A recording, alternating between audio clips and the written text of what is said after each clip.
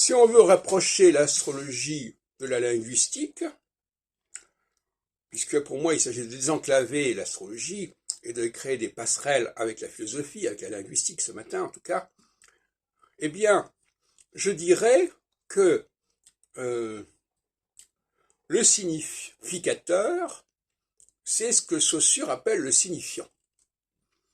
C'est-à-dire quelque chose qui est en mesure, en situation de signifier. Et pour que l'on passe de la puissance à l'acte, comme je l'ai dit tout à l'heure, pour que le signifiant devienne un signifié, il faut ce que j'appelle en astrologie un prometteur.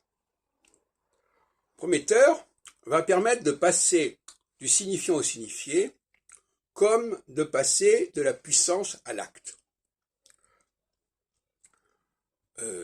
L'autre jour, pour me faire comprendre de mon interlocuteur, là, René Louis, je lui disais, vous avez une date d'anniversaire, vous connaissez votre date d'anniversaire, et vous dites, voilà, j'attends mon anniversaire.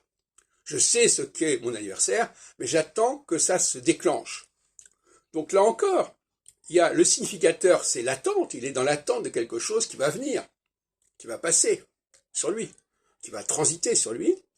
Et le prometteur, c'est justement le facteur qui va coïncider avec cette attente et qui va satisfaire cette attente. D'une certaine manière, par exemple, quand Jésus dit qu'il était le Messie pour les Israélites notamment, il se pose en situation de significateur. Parce qu'il y a, ou plus exactement, cette attente du Messie, elle est un signifiant. Un signifiant. C'est-à-dire que c'est quelque chose qui est là dans la tête des gens, et ils attendent que ça se passe, que ça se produise, que ça ait lieu, que ça s'accomplisse.